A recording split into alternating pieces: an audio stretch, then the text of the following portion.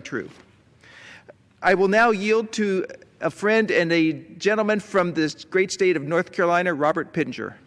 Thank you so much, Congressman, for your leadership on this. What an inspiring evening.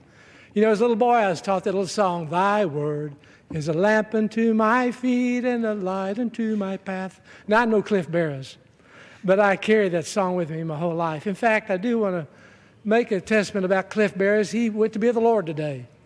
And Cliff Barrows, that great saint that led the Crusades for Dr. Billy Graham for nearly 70 years, is now singing praises in heaven. And I was thinking earlier that Cliff will be greeting those tens of thousands of people who came forward singing "Just As I Am." But as we look at the Word of God, we find truth. As we read in John chapter 1, it says, "In the beginning was the Word, and the Word was with God, and the Word was God. The same was in the beginning with God." Now, I didn't know that word until November 2nd, 1969 at 10:30 p.m. on a Sunday night when I gave my life to Christ. It wasn't too theological. I just said, "Lord, I give up. You lead my life." But when that happened, I had an insatiable desire to read the Word of God. And I would stay up. I was in college. I was a senior in college. And I would read the Word of God midnight, later on, into the early morning, because it fed my spirit. It fed my soul, and it gave me direction in my life. I didn't know much about the Bible. I went to church. I guess they drugged me to church like, you know, you could still see the heel marks in the ground. So I knew a lot about church, but I didn't know a lot about His Word. So I went out to a place with Campus Crusade for Christ. They had a mini seminary, 6 weeks, and learned there more about the Word of God, and then ended up joining Campus Crusade It was there 10 years. Went to a couple of years of seminary classes.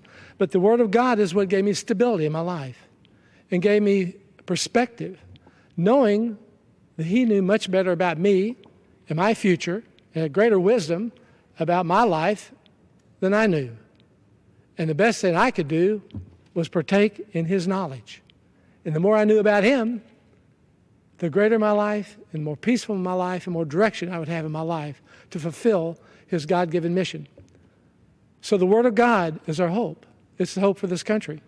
Frankly, in reality, the more our nation is right in a vertical path with Him, horizontally we'll be in good shape. And the more we are consistent with the precepts of His Word. And frankly, George Washington knew that. On one occasion, I was down in Mount Vernon, and many years ago, I was here working with Dr. and Miss Bill Bright as they started the Christian Embassy back in the mid-1970s. And we went down to Mount Vernon, and in a casing was the Bible that George Washington read from. It was all marked through. He knew the Word of God.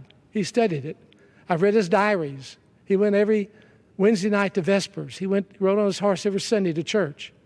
He committed himself to knowing the Word of God, and that's why he became the great leader that he was. So I thank you, Mr. Lamborn, for your leadership, for your heart, for your understanding, your perspective, and committing yourself to giving honor to the Word of God tonight. I yield back.